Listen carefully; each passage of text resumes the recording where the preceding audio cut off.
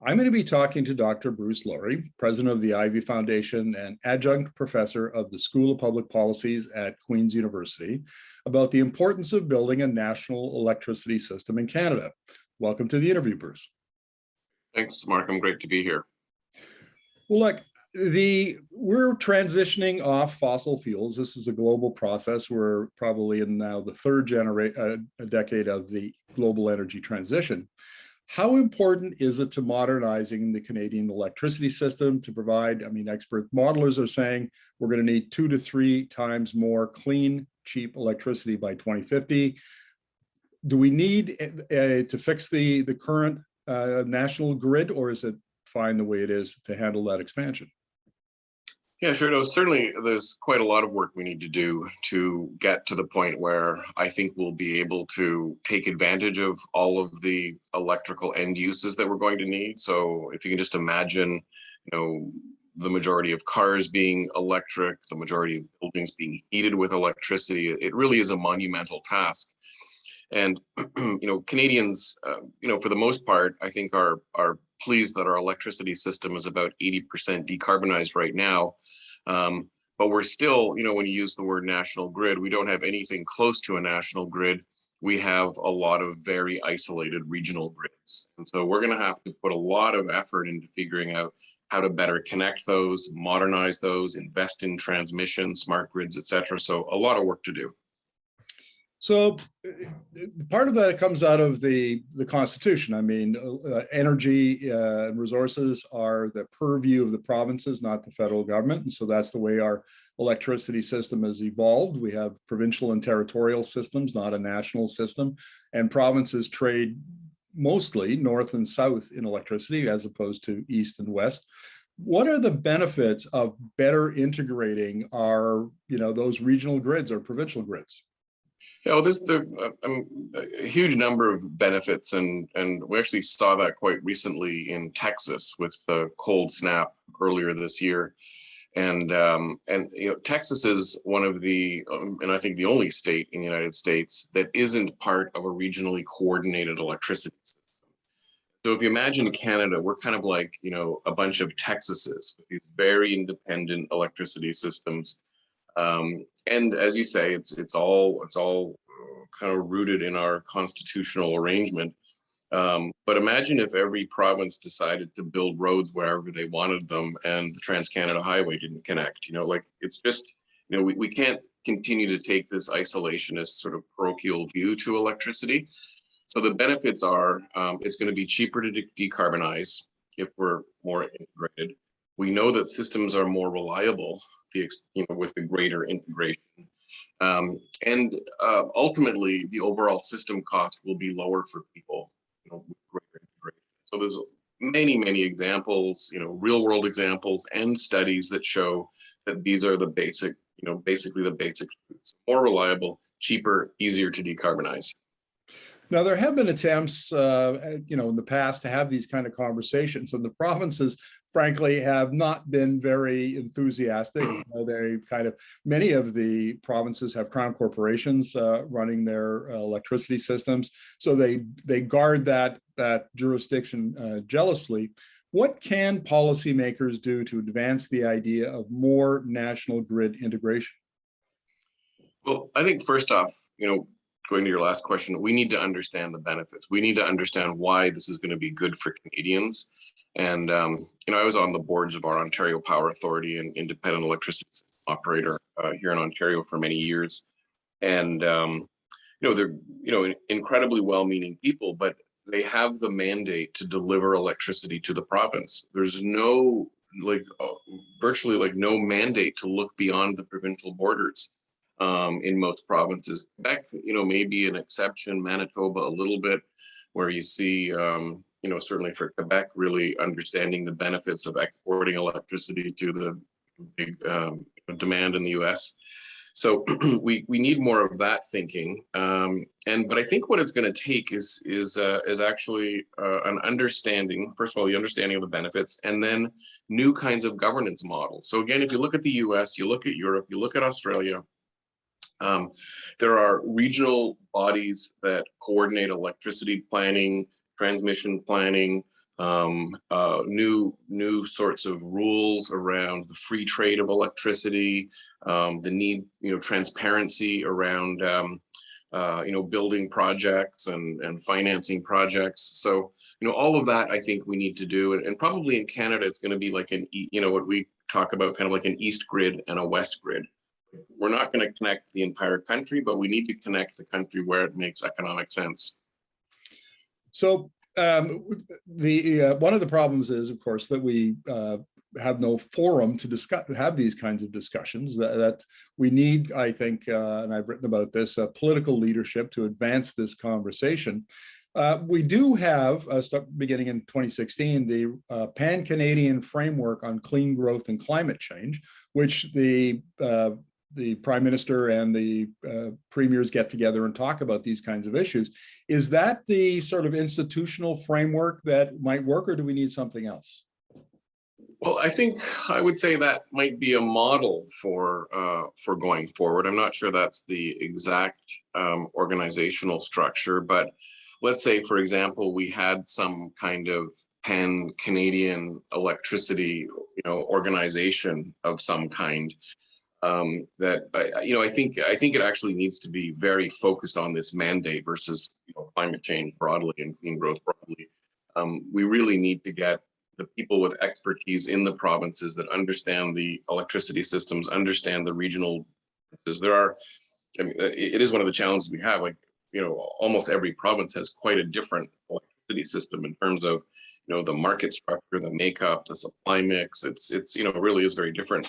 So those people need to be in a room. And I think the trick is going to be, it can't be the federal government telling everyone to do this. Like that, I just don't think that's going to work in this country.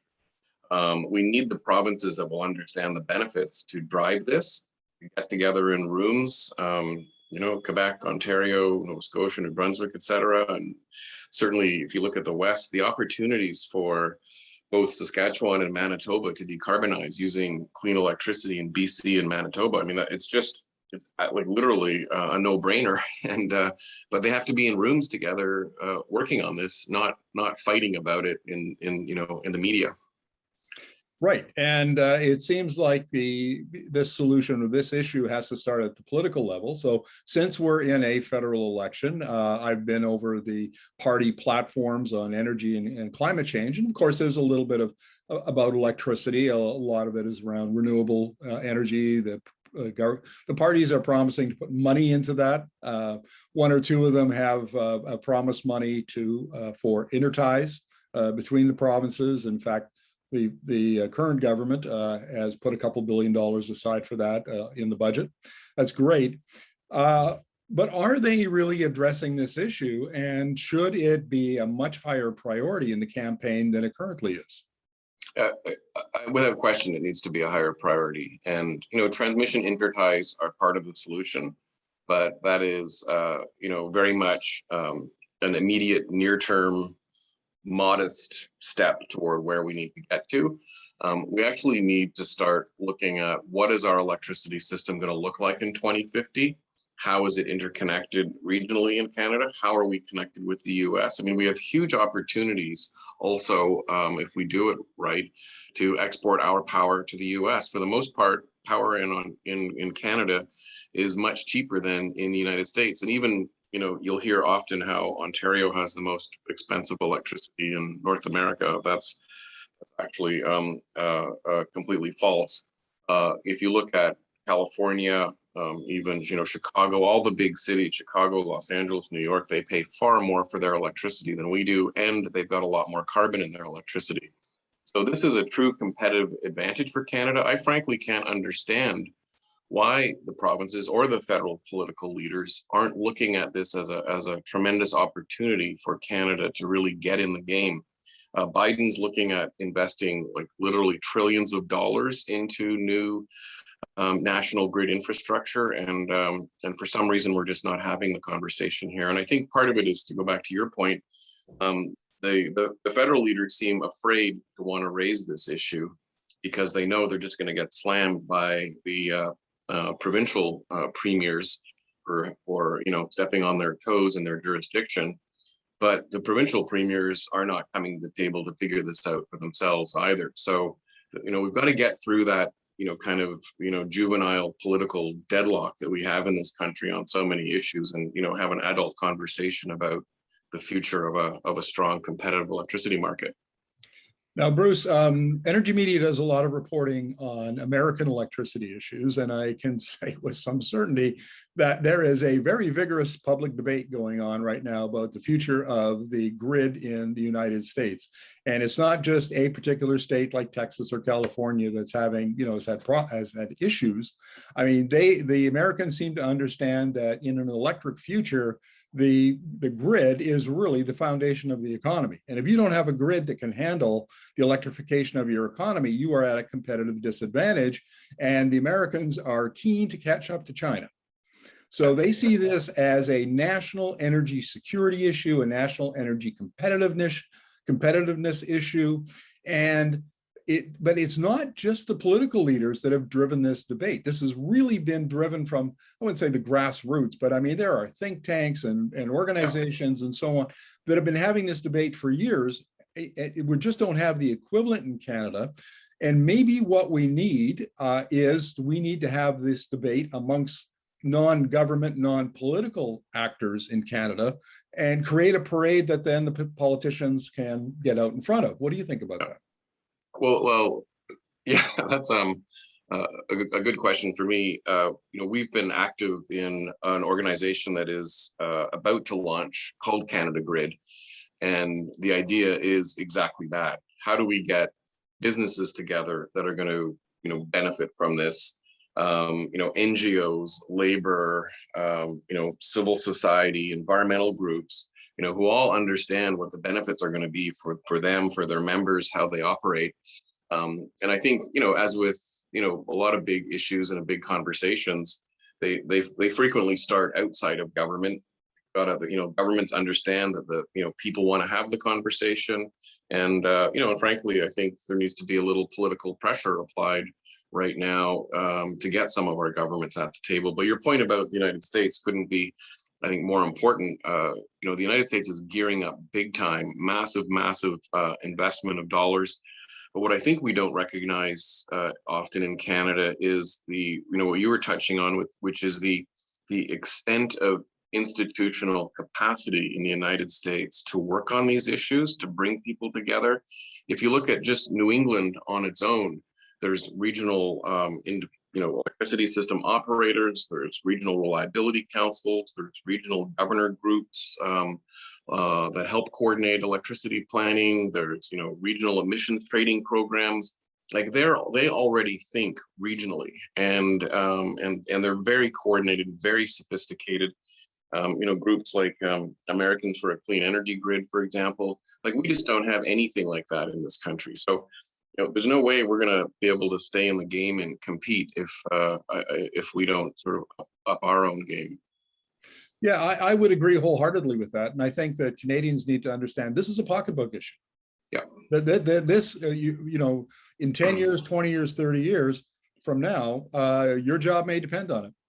Are you going to have a good paying technical or professional job that gives a middle class or upper middle class kind of lifestyle, or are you not? And the electrical grid and its capacity will play directly into that question. Yeah, and I don't think we can let business leaders off the hook either in this country. If you're a major user of electricity, and in 2021, you should be thinking about where your electricity is going to come from in 2030, how it's going to be produced, how much it's going to cost, how much you're going to need. And, whether you're a major mining company or a food processing company, if you're a bank investing in this, like where are the banks, showing leadership on this? Pension funds, for some reason, we're stuck in this, everyone sitting around waiting for somebody else to solve the problem. And frankly, everyone else complaining about it, hoping someone else will solve it. And then when someone steps in, they complain of the wrong person to try to solve it. So, I think Canadians have to just kind of get a little more sophisticated on this. Well, maybe with any luck, a number of Canadians will watch this interview and get hold of their members of parliament and put a little pressure on them. So thank you very much, Bruce. Really appreciate your insights. Great. Thank you. My pleasure.